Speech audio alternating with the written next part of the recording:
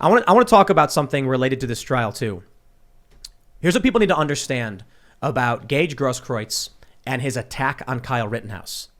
We are all approaching this story about Kyle with hindsight.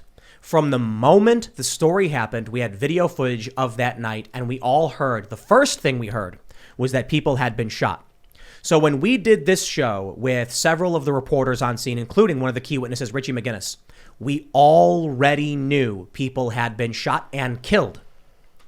Now think about what happened that night, however, and what these individuals were thinking as this event was going down. This is where the defense nailed the star witness for the prosecution, like actually just destroy. One of the things they did to destroy the case from the state. They actually got him to testify.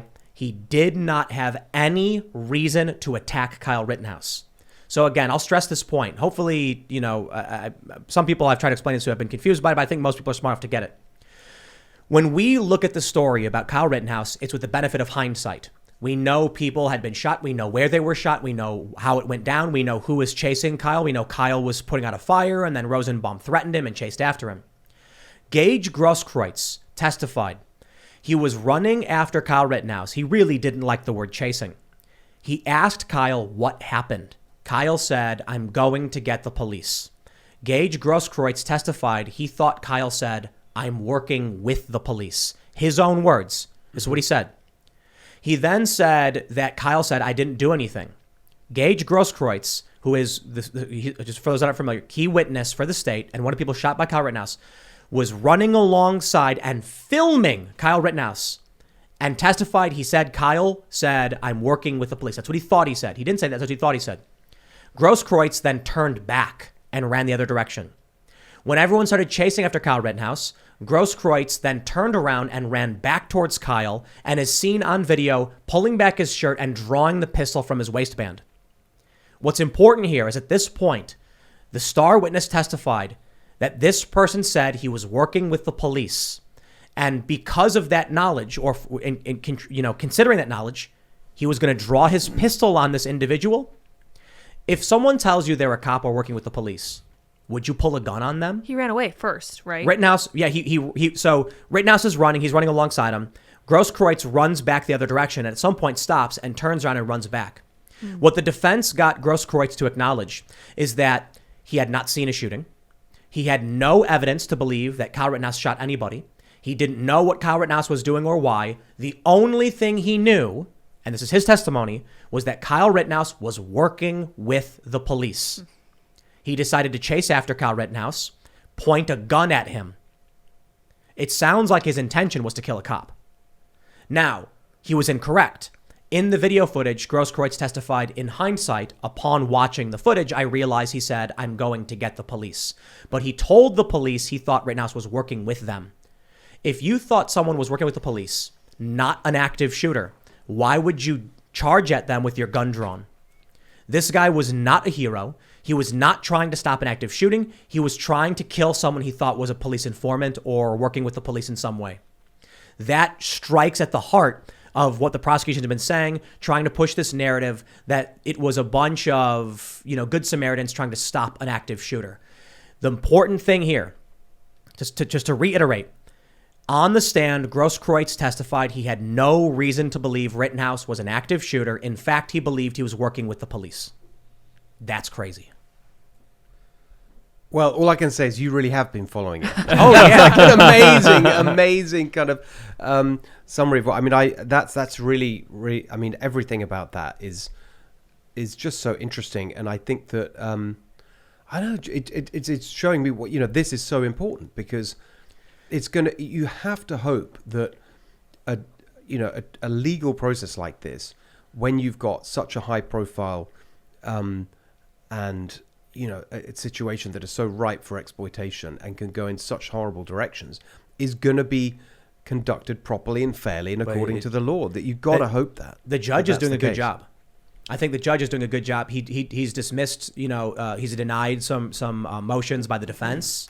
He's been fair to the prosecution, I believe, and the extremists, the activists, the ideologues won't accept it. Well, the media is building a completely different story here. And if you're online, if you're in a certain echo chamber, you're getting a totally different perspective of this criminal court case than you would from any other perspective. So social media just doubling down on this narrative that they're running is truly something that is going to be very important here, because it may sway the jury. It may sway this entire situation in a way where there isn't any justice. And Steve, just to address your point about the malice in the media here, we have to understand, when there was rioting, the mainstream media, the corporate media, they were pouring fuel on the fire. They were peaceful protests. They were calling it, they were calling them peaceful protests. They were showing footage of George Floyd dying over and over and over again. They were psychologically programming and hyping people up to go out there into the streets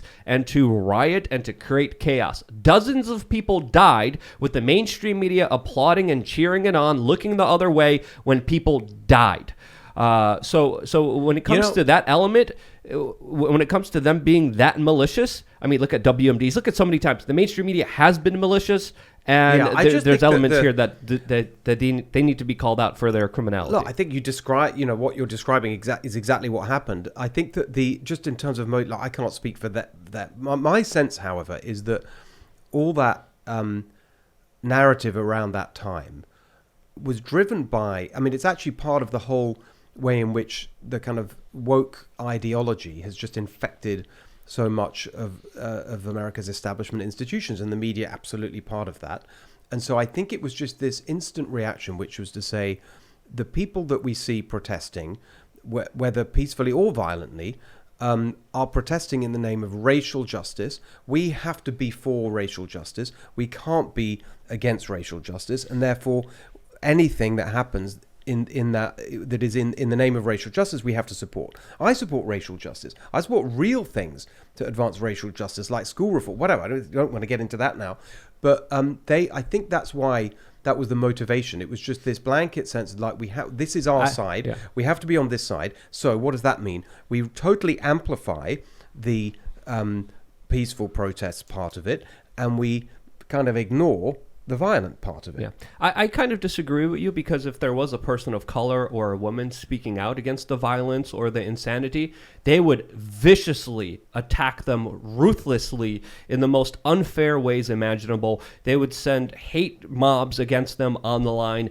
and they would use them as an example of what you're not supposed to think, what you're not supposed to say. And it didn't matter if they were black, if they were white. They went after them if they countered the agenda and the narrative. So the social justice warrior aspect is not something that I believe they truly believe in. I think they believe in power, and I think they will do anything to achieve it. It's a good point. Yeah. I think that they... Okay, let's be more precise. Yeah. So not like real racial justice. It's the virtue signaling about racial justice. That's actually what is important to them, and that's why they can't stand it when you have, for example, black conservatives making an argument. It's the thing they hate the most, because it totally undermines the foundations of the new ideology that's infected them, which is this wokeism. And so when you have people making really smart arguments about how, which I totally agree, and I've given a platform to, which is to say, look, if we really want to advance, if we want to sort of fight racially clear gaps on wealth or income inequality, poverty, school, then there's real policies you can advance to achieve that. They happen to typically be conservative policies, and the evidence shows that. But that's not an argument they want to have. They don't care about they lose it. Thanks for checking out this segment from the Timcast IRL podcast. If you want to watch live, you can check out this channel Monday through Friday at 8 p.m. And don't forget to smash that like button, subscribe to this channel, and if you want more unfiltered and uncensored content with all of these guests, go to timcast.com and become a member. All of these guests you know and love in exclusive segments on our website, where we are unrestricted in what we talk about, so you'll definitely not want to miss it. Thanks for hanging out. We'll see you all next time.